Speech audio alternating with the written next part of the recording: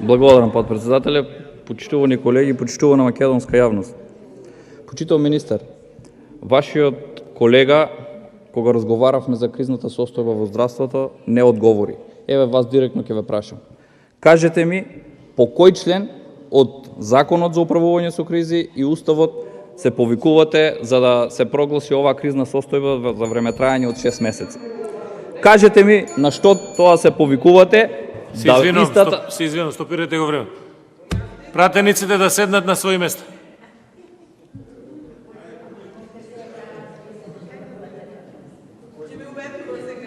Повелете. Благодарам. Покрај тоа, што во членот 31 од Законот за управување со кризи, каде што цитирам вели вака: Владата донесува одлука за постојање на кризна состојба, го определува подрачјето зафатено со кризната состојба и соодветно на тоа ги активира механизмите за разрешување на кризната состојба. За донесената одлука владата веднаш го известува собранието и председателот. Владата за активностите поврзани со одлуката од ставот 1 на овој член во рок од 48 часа усмено, а еднаш неделно писмено го известува собранието и председателот. Ве повикувам да ни одговорите кога сте го известиле собранието, зошто ние како пратеници не сме запознати со ваквото известување, доколку ви е доставено и на што се должи зад скривањето, зад повикување на прогласување на кризна состојба на долг рок. Ова, ако не го одговорите, ќе биде интенција дека затскривате нешто, а ова е ништо друго освен амнестирање на одговорните, тргнувајќи од извршителите по јавните институции и извршителите во владата. Ова ви е избегнување на кривична одговорност, бидејќи овде државата трпи огромни штети и тоа со умисла, односно овие факти се подкрепуваат и со самото производство кое што сите сте запознати во владата по статистиките кои што ги водите. Имено, ако во 2010 година само државни капацитети произведувале 6476 гигават часови, во 2020, почитувам министер, произвеле 3643 гигават часови. Тоа е намалување за преку 40%. Од овде сте знаеле, но со умисла не сте превземале одредени активности за ублажување на ваквата криза и да не се доведат граѓаните во состојба да размислуваат дали повеќекратно ќе се покачи цената на струјата. Впрочем, ова го докажувате и со повеќекратното покачување изминатите години. Имено, ако земаме кумулативно со предпоставките кои што ги давате самите дека ќе се покачи струјата макар и 10%, кумулативно ќе имаме повеќекратно зголемување, а за возврат на тоа, за изигрување на правните регулативи и на предприемачките способности на предпријатијата, односно на фирмите кои што увезуваат струја, вие го намаливте ДДВ-то пред локалните избори, смислено да немате политичка штета, но морате на граѓаните од овде да им потенцирате дека во јуни се враќа одреден процент и наредната година целосно се повраќа ДДВ-то за струјата. Тоа значи, во најдобри услови, без да имаме покачување на светските берзи на струјата, ние ќе имаме покачување по остов на ДДВ-то кое што со закон го намаливте предизборно потенцирам. Иако знаеме дека во моментот истите цени се повеќекратно зголемени и достигнуваат до 260 евра по мегават час.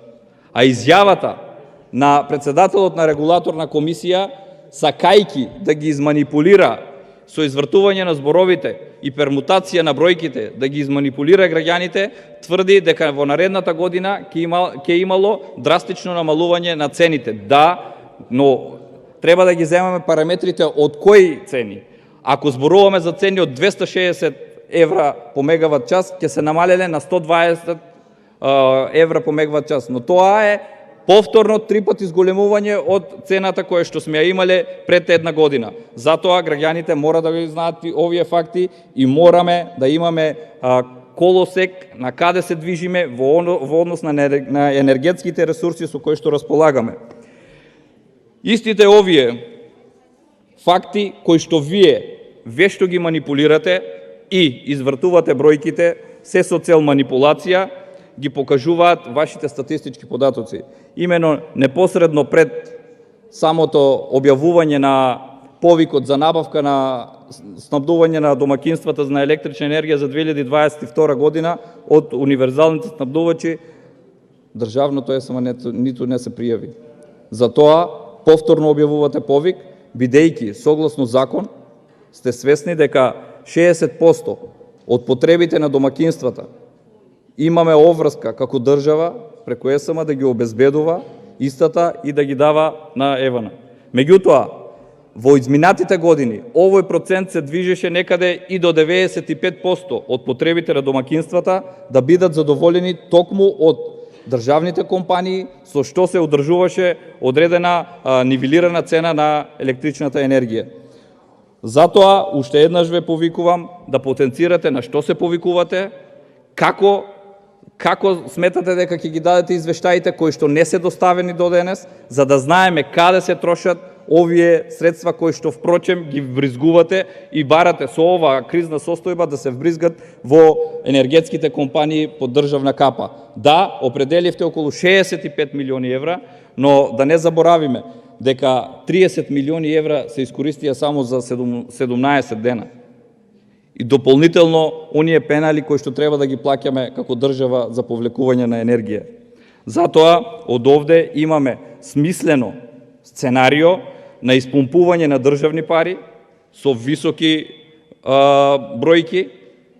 Ова го потврдува и фактот што при јавната набавка во 2017 година која што имавте за ископ во РЕК Битола за 20 милиони евра, со вашето доаѓање ја поништивте.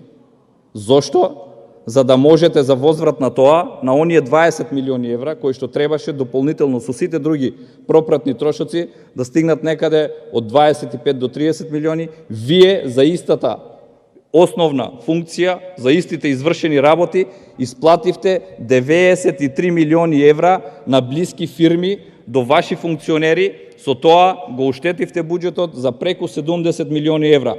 Ова се средствата и парите кои што ги испумпавте од буџетот, а сето ова ќе го плати крајниот потрошувач, односно секогаш го плаќаат граѓаните. Зошто? Во моментот вие вбризгувате одредени средства од буџетот, меѓутоа овој буџет го плаќаме сите преку даноците кои што ги плаќаме, односно оваа струја дополнително си ја плаќаме повторно од джеб. Зошто? За да можат да бидат испумпани преку 70 милиони евра за само 4 години од една државна компанија од електроенергетскиот систем.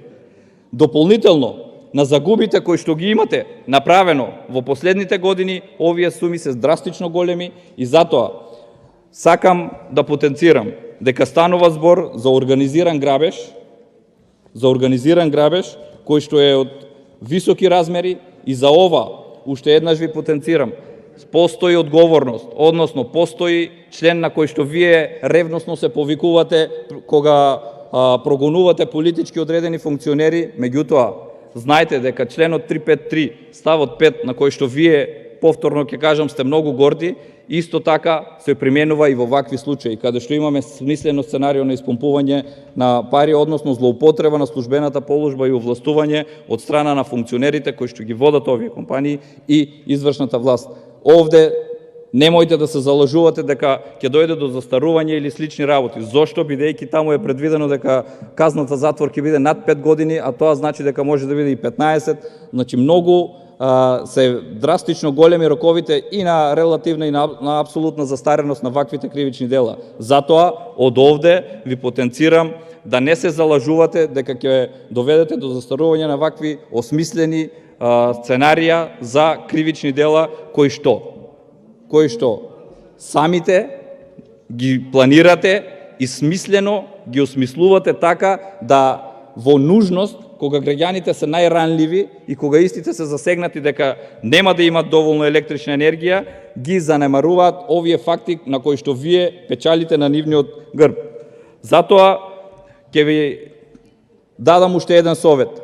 Доставувајте согласно устав и закон предлози за прогласување на кризна состојба. Немате потреба за прогласување од 6 месеци, односно вака предложена одлука да има рок 6 месеци до летото. Можеби овие предизвици ќе бидат наминати многу порано и нема да имаме потреба од кризна состојба. А згора на тоа, истовремено ќе доставувате извештаи за да имаме транспарентни постапки и јавноста да биде запозната за секој еден денар кој што е употребен и кој што е вбризган во овие компании за обезбедување на електрична енергија за секој еден од нас кој што ја користи. Ви благодарам. Благодарам.